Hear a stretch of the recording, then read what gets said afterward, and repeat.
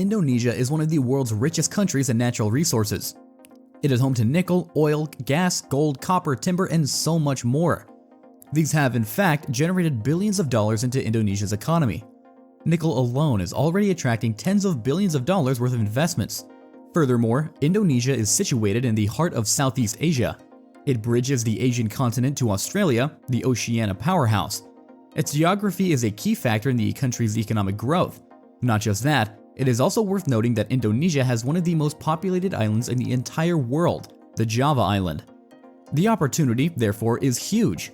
There is a lot of potential as the island has a lot of human capital. But there's just one problem. Despite the many abundances in everything, the country is still poor.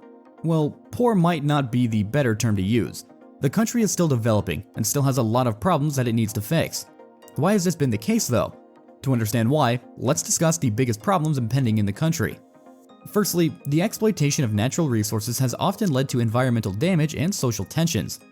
The resource extraction industries have sometimes been managed in a way that harms the natural environment, which in turn affects society, especially in resource-rich areas. This can create social conflicts and disrupt the overall economic development of the country. Secondly, Indonesia's natural resources industry, although significant, employs only a small fraction of the workforce and contributes to around 1/10 of the country's GDP. While Indonesia has expanded its production of coal to become one of the world's leading exporters, the benefits of this industry do not necessarily permeate through the broader economy.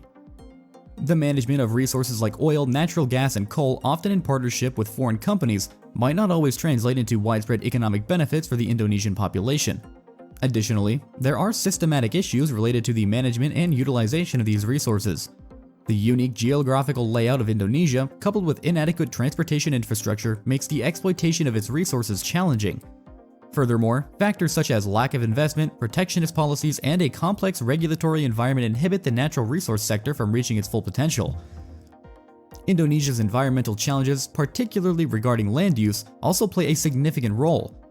The shift from forested areas to agricultural fields has had significant ecological and social consequences, including making Indonesia one of the world's largest emitters of greenhouse gases. The loss of forests impacts biodiversity and economic prosperity, affecting the livelihoods of millions who depend on these ecosystems. Beyond environmental issues, let us discuss the political and geographical landscape. The first issue is the country's historical legacy of colonialism and subsequent political instability. Indonesia was a colony of the Netherlands for several centuries, and the colonial rule left a legacy of economic exploitation and underdevelopment. After gaining independence in 1945, Indonesia went through a series of political upheavals, including a long period of authoritarian rule under Suharto. These periods were marked by political instability, corruption, and human rights violations, which hindered economic development. Moreover, the economic policies pursued by successive Indonesian governments have often been inadequate or misguided.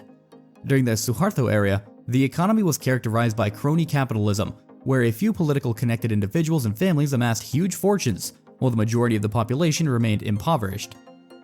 Although there has been some economic reform since the fall of Suharto in 1998, progress has been slow and inconsistent. Another significant challenge facing Indonesia is the huge issue of infrastructure and logistics. The country consists of over 17,000 islands, making transportation and communication across the archipelago difficult and expansive. The lack of adequate infrastructure has been a major barrier to economic growth, as it increases the cost of doing business and limits access to markets, especially for those living in remote areas. Furthermore, Indonesia's education system has not kept pace with the country's development needs. The quality of education in many parts of the country remains poor, and there is a significant skills gap in the workforce. This hinders the country's ability to move up the value chain and develop more advanced industries that could drive economic growth. Corruption also remains a significant problem in Indonesia, affecting all levels of government and business. It undermines the rule of law, discourages foreign investment, and diverts resources away from much-needed development projects. Lastly, the large population, while potentially a source of economic growth, also presents challenges. The high population growth rate has put pressure on the country's resources and infrastructure. In addition, a large proportion of the population remains in poverty, which limits their ability to contribute to and benefit from economic growth. These issues are indeed just one of the many issues that have impeded Indonesia's economic growth. But anyway, do let us know what you think down in the comments section below. Thanks for watching.